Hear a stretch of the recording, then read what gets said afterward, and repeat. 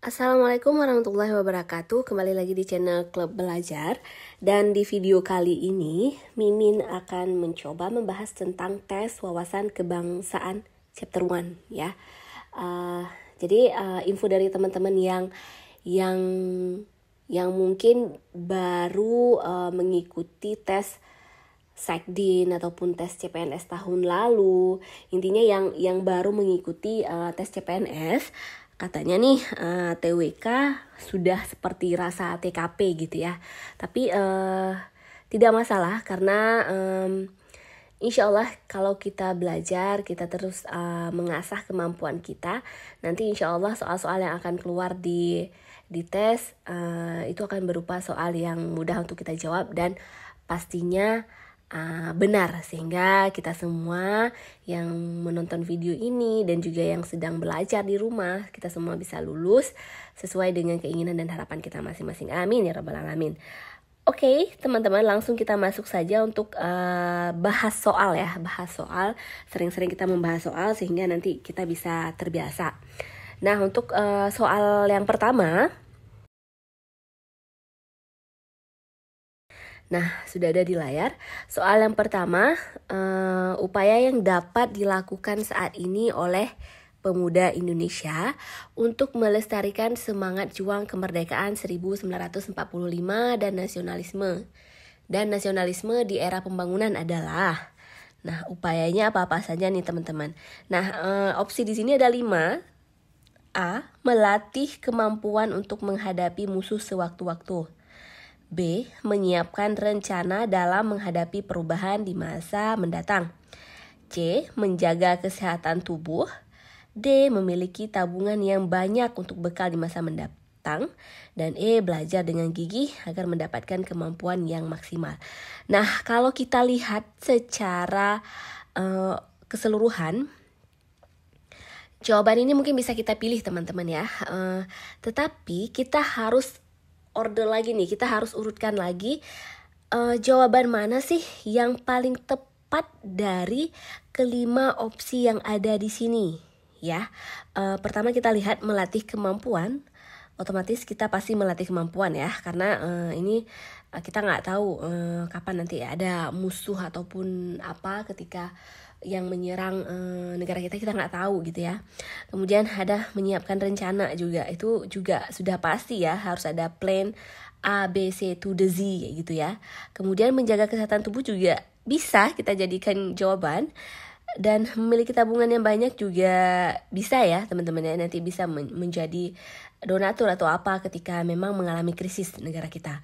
Tetapi teman-teman, dari semua jawaban ini, jawaban yang paling tepat itu adalah E. Kalau teman-teman bisa melihat secara urgensi dan secara overallnya gitu ya. Karena di sini sebenarnya kita bisa melihat dengan belajar dengan gigih ini agar mendapatkan kemampuan yang maksimal. Di sini kita bisa mengambil mengambil kesimpulan seperti di sini tuh kita belajar tidak hanya belajar mungkin belajar membuat rencana seperti yang ada di opsi B, ataupun belajar untuk menjaga kesehatan tubuh dan belajar untuk bisa memiliki tabungan yang banyak. Kita bisa konkludkan di sini di E ya. Makanya jawaban yang paling tepat itu adalah yang E, teman-teman ya. Oke, jadi coba aja jawaban-jawaban opsinya tuh diurutkan, mana yang paling urgen, mana yang paling benar di antara opsi-opsi yang benar. Wah, TKP banget nih ini ya. Oke, next kita masuk ke soalan nomor 2. Pak Ahmad selalu menjalankan kewajibannya sebagai warga negara yang baik, yang selalu taat akan aturan hukum dan perundang-undangan yang berlaku. Tak terkecuali dengan membayar pajak motor, mobil, dan rumah tepat waktu. Meskipun terbilang banyak, akan tetapi Pak Ahmad, ini kok tiba-tiba Pak Akta ya, Pak Ahmad ya. Pak Ahmad sangat bertanggung jawab sebagai warga negara. Tindakan yang dilakukan Pak Ahmad termasuk dalam A. Kewajiban sebagai warga negara sebagai bentuk bela negara yang dilakukan setiap warga negara. B. Kewajiban sebagai warga negara sebagai bentuk cinta tanah air yang dilakukan dengan penuh semangat. C. Kewajiban sebagai warga negara sebagai bentuk rela berkorban terhadap negara dan rasa solidaritas tanpa batas. D. Kewajiban sebagai warga negara sebagai bentuk nasionalisme yang dilakukan dengan rasa keterpaksaan sebagai perintah dari negara. Atau E. Kewajiban sebagai warga negara sebagai bentuk kewajiban meskipun berat untuk melaksanakan tanggung jawab tersebut. Nah, kita kulik dulu dari soalnya. Soalnya adalah membayar pajak motor, mobil, walaupun banyak tetapi tetap dilakukan. Nah, ini membayar pajak ini adalah kewajiban kita sebagai warga negara ya. Dan itu adalah kewajiban setiap orang ya. Setiap orang untuk aksi bela negara. Kalau teman-teman sudah mempelajari bela negara, ini adalah bentuk aksi dari bela negara setiap warga negara. Jadi jawabannya yang paling tepat adalah A. Kenapa enggak yang B, C, D, E? Walaupun tadi sebenarnya ada kecoh ya. Ada pengecoh di sini yang terbilang banyak, akan tetapi Pak Ahmad merasa sangat bertanggung jawab ya. Terbilang banyak ini bisa kita sebenarnya dikecohkan dengan rasa keterpaksaan gitu ya. Rasa keterpaksaan, dan juga di sini ada sangat bertanggung jawab untuk melaksanakan tanggung jawab tersebut. Tapi ini hanya pengecoh teman-teman ya. Jadi istilahnya kalau untuk pajak motor, mobil, rumah, kita lihat untuk opsi B dulu. Opsi B itu pajak motor, mobil, dan rumah tepat waktu ini bukan bentuk cinta tanah air. Walaupun ini adalah part of how we love our country gitu ya. Bagaimana kita mencintai negara kita dengan membayar pajak. Tapi ini bukan tanggung jawab yang dalam bentuk cinta tanah air ya. Kemudian rela berkorban juga di sini tidak ya. Karena memang kita sudah punya motor, mobil, dan sudah kita gunakan gitu ya. Jadi bukan bentuk rela berkorban. Kemudian di sini nasionalisme juga bukan, apalagi dengan diikat dengan rasa keterpaksaan. Itu sesuatu yang saling tidak asinkron ya. Maksudnya udah nasionalis tetapi terpaksa gitu ya. Kemudian yang terakhir melaksanakan bentuk kewajiban meskipun berat. Nah, kalau bisa tuh kita tuh diminta untuk melaksanakan kewajiban tanpa ada rasa berat gitu ya. Karena memang itu sudah menjadi tanggung jawabnya kita. Oke, next.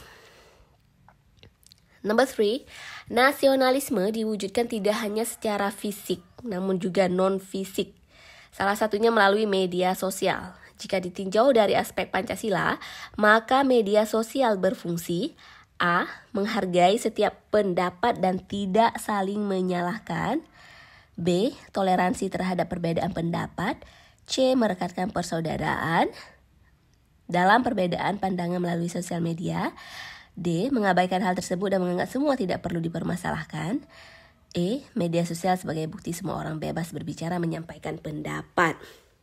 Nah, kalau kita lihat opsi jawabannya saja without paying any attention ke soalnya, tanpa kita memperhatikan soalnya,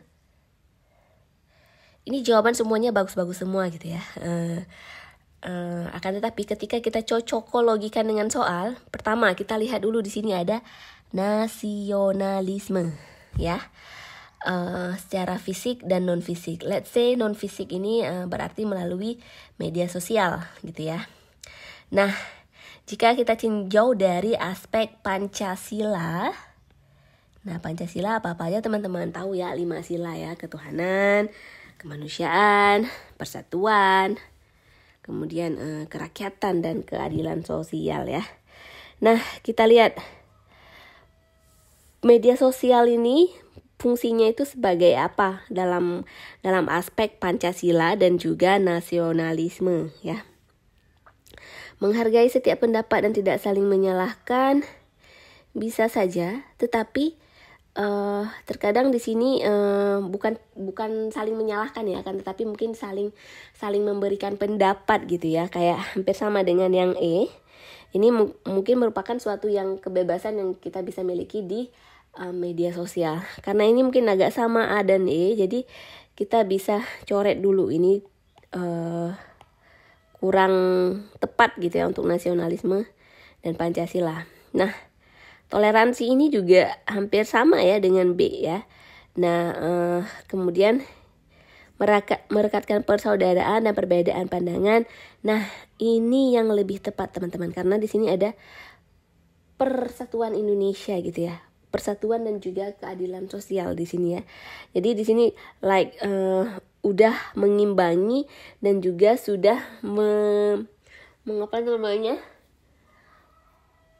menyempurnakan gitu ya, menyempurnakan persaudaraan dan juga perbedaan pandangan.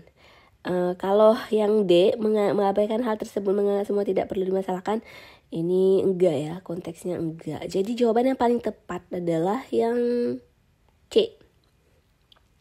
Mungkin yang C adalah yang poinnya 5, ini yang poinnya 1, mungkin yang dia yang 1 kayak gitu ya. Oke, next guys. Nomor 4. Salah satu cerminan dari jiwa nasionalisme adalah melestarikan budaya daerah, baik itu bahasa, tarian maupun alat musik. Untuk melestarikan kebudayaan tersebut, hal yang kita lakukan kecuali nih ya teman-teman. A. Merekam video tarian adat dan menguploadnya ke beberapa sosial media seperti YouTube, Instagram, dan TikTok. Kemudian B. Menyaksikan tarian adat yang ada di wilayah saya dan wilayah lainnya. C. Mengadakan pentas seni di lingkungan sekolah atau lingkungan masyarakat. D. Mempelajari dan memahami bahasa daerah dan menggunakannya dengan mestinya. E. Berlatih alat musik daerah di rumah, baik alat musik yang dimainkan secara bersama maupun sendiri. Nah, jawabannya hampir semua sama. Karena memang yang ditanya kecuali. Jadi kita harus find the different one gitu ya. Harus mencari satu yang paling beda. Pertama, merekam video tarian. Otomatis ketika kita merekam, ini bisa jadi self-record, merekam diri sendiri atau merekam orang lain ya. Kemudian kita promosikan dengan akun media sosial kita. Ini part of menjaga, melestarikan ya. Kemudian karena siapa tahu nanti ya kita kan gak hidup selamanya gitu ya. Beberapa puluh tahun ke depan kita sudah tidak ada, tapi video kita masih ada rekam jejaknya dan bisa dipelajari oleh orang lain. This is what yang dibilang melestarikan gitu ya. Kemudian ada menyaksikan. Nah, menyaksikan ini juga bisa, cuman agak sedikit rancu ya. Coba kita skip dulu ke C. Mengadakan pentas seni. Oke, mengadakan pentas seni otomatis ada orang yang ikut pentas seni. Jadi ada orang yang akan belajar untuk bisa melakukan seni tersebut ya. Which is ini melestarikan. Kemudian mempelajari dan memahami bahasa daerah, oke, melestarikan. Berlatih alat musik di daerah yang bersama ataupun sendiri, ini juga melestarikan. Jadi menjadi part of doing that kind of art gitu ya. Jadi kita menjadi orang yang ikut serta melestarikan, ikut serta mempelajari, ikut serta mempraktikkan gitu. Jadi yang kecualinya adalah yang B. Sebenarnya kalau kita lihat menyaksikan tarian adat yang ada di wilayah juga sebagai itu ya, maksudnya sebagai bagian dari melestarikan, akan tetapi ya hanya sekedar menyaksikan saja gitu. Mungkin nanti setelah menyaksikan ya kita tidak ikut melestarikan, tidak ikut mempelajari atau apa gitu ya. Makanya jawaban kecualinya adalah untuk yang B. Alright, next soal selanjutnya. Di Indonesia terdapat suatu kelompok masyarakat yang mudah menerima pendatang baru di lingkungannya. Ketika ada warga dari tempat lain yang datang dan hidup di tempat tersebut mengalami kebingungan. Ketika ada warga dari tempat lain yang datang dan hidup di tempat tersebut mengalami kebingungan, masyarakat di wilayah tersebut akan dengan senang hati membantu informasi. Hubungan integritas dan Bhinneka Tunggal Ika pada peristiwa tersebut adalah, opsinya ada 5. A. Semua budaya Indonesia banyak memiliki kesamaan. B. Semua orang Indonesia harus mempelajari budaya tertentu. C. Budaya Indonesia diakui sebagai budaya unggul di dunia. D. Budaya mayoritas dapat ditemukan di seluruh penjuru Indonesia. Atau E. Sikap peduli terhadap orang baru dapat menciptakan persatuan. Nah, teman-teman, ini PR untuk teman-teman. Which one is the best answer? Jawaban mana yang paling benar dari opsi-opsi yang ada di A, B, C, D, dan E? Oke, aku tunggu komennya di bawah. Kita bisa sharing sama-sama. See you when I see you. Bye-bye. Thank you.